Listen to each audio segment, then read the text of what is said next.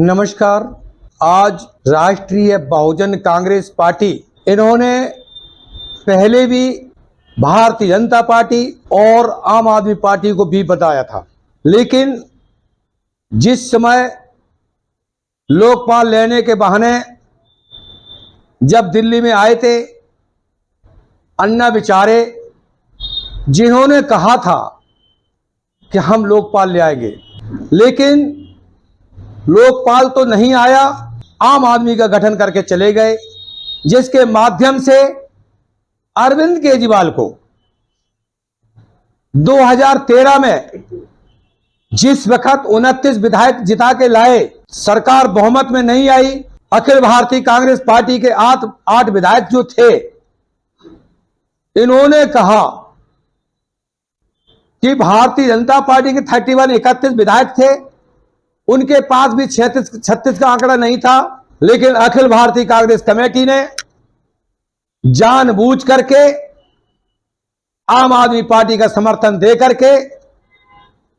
माननीय मुख्यमंत्री अरविंद केजरीवाल को शपथ दिलाई। इन्होंने सोचा था कि इलेक्शन बार बार आने से नुकसान होगा जनता का और दिल्ली के जनता के ऊपर बोझ पड़ेगा, लिहाजा ऐसा कदम उठा लिया जाए जो कि समय पर जो है चीफ मिनिस्टर बना करके कुछ न कुछ निकल जाएगा राहत। लेकिन राहत तो नहीं निकली, लेकिन कांग्रेस ने अपने पैर में कुल्हाड़ी मारी। 49 दिन जब अरविंद केजरीवाल ने अपनी कई चीजों की घोषणा की और उन्होंने भी हमारे प्रधानमंत्री जैसा जुमला शुरू कर दिया कि भारतीय जनता पार्टी हमको काम करने नहीं दे रही, बिजली पानी, लेकिन महिलाओं को बिजली फ्री पानी महिलाओं को जो है फ्री सफर यात्रा देने के बहाने 800 लीटर पानी देने के बहाने, लेकिन ऐसा उन्होंने भ्रष्टाचार पैदा किया जो कि शराब घोटाले में कई मंत्री, उन्होंने एक ऐसा बहाना चलाया, सोचा कुछ और था, हुआ कुछ और। नेताजी, क्या आप ये मानते हैं कि शराब घोटाले में जिस तरीके से केजरीवाल की गिरफ्तारी हुई है वो सही है? अगर ये भ्रष्टाचार नहीं होते तो अब तक जो है सीबीआई और ईडी वालों ने जितने पूछताछ करने के लिए जो समन जारी किए थे, तो इनको सामने रख देना चाहिए था। आज हमारी राष्ट्रीय बहुजन कांग्रेस पार्टी ने दोनों पार्टियों की पोल खोली है, जिन्होंने भारतीय जनता पार्टी के 20 मुद्दे हैं और आम आदमी के 21 मुद्दे हैं,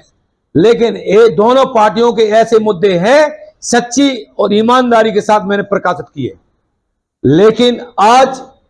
हमारे देश के प्रधानमंत्री पूरे देश विदेश में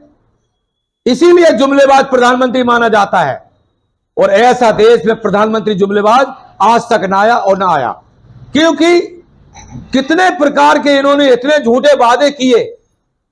लेकिन वो झूठे वादे को लेकर एक भी सही नहीं निकला। अब आज जो इस्तीफा दिया है राजकुमार आनंद ने, उन्होंने खुद ये कहा है कि अगर इनकी सरकार जेल से जो चलाएंगे वो संवैधानिक नहीं है, और जो सरकार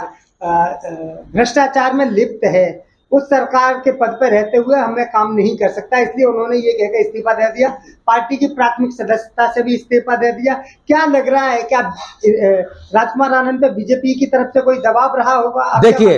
अंदर की कोई बात नहीं कह सकते हैं, लेकिन 101% ये है कि दबाव तो आया है, जिसमें मनीष सिसोदिया को भी राष्ट्रीय बहुजन पार्टी ने पहले भी अल्टीमेटम दिया था कि किसी भी झुग्गी झोपड़ी के लिए विदाउट लाइसेंस ऐसी जगह पर दारू का ठेका नहीं खोलना चाहिए। लेकिन राष्ट्रीय बहुजन पार्टी ने पहले भी गुजारिश की थी, ज्ञापन भी दिया था कि हाई कोर्ट, सुप्रीम कोर्ट में और एलजी को कि मतलब जो है रहीसी इलाके में कम से कम 200 मीटर की दूरी में, कम से कम 200 मीटर की दूरी में बीच में ये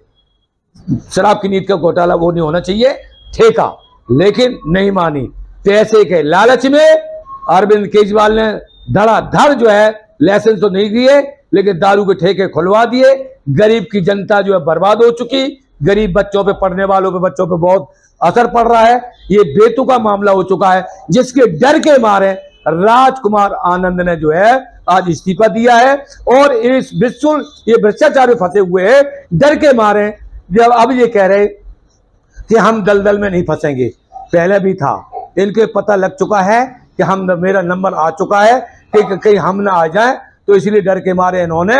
ईद तो नहीं बधाई दी, लेकिन अपनी इस्तीफा दे के बधाई तो दे दी कि आम आदमी पार्टी में दलदल में हम नहीं रहना चाहते। नेताजी, क्या लग रहा है कि जिस तरीके से आम आदमी पार्टी के सांसद और विधायक और जो नेता मंत्री तक लगातार इस्तीफा दे रहे हैं और जो इस्तीफा नहीं दे रहे हैं वो जेल में के अंदर जा रहे हैं, तो इस तरीके से क्या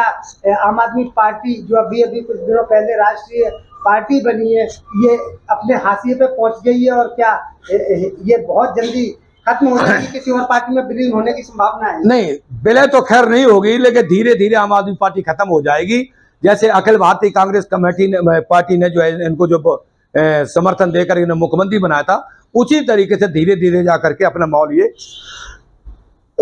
खराब करते जा रहे हैं। और सच्चाई यही है कि हर इंसान जो जल्दबाजी करता है वो कहीं ना कहीं गिरता है। जिसको जल्दी है वो जल्दी चले जाते हैं, जो देर से आते हैं सबूरी है। इसीलिए इंडिया गठबंधन, इन्होंने जितने भी दल हैं वो इंडिया गठबंधन के साथ जुड़े हुए हैं, लगे हुए हैं। एनडीए के साथ अगर 40 है तो इनके अंग 26 हैं, लेकिन ये निश्चित जनाधार है कि आगे आने वाले लोकसभा जो आचार संहिता जो चल रही है, इस समय जो एनडीए का माहौल कमजोर है और इंडिया का भारी है। तो इससे ये पता चलता है कि हमारे देश के प्रधानमंत्री का 400 पार करने का नारा ये विफल जाएगा। इसके लिए राष्ट्रीय बहुजन पार्टी ने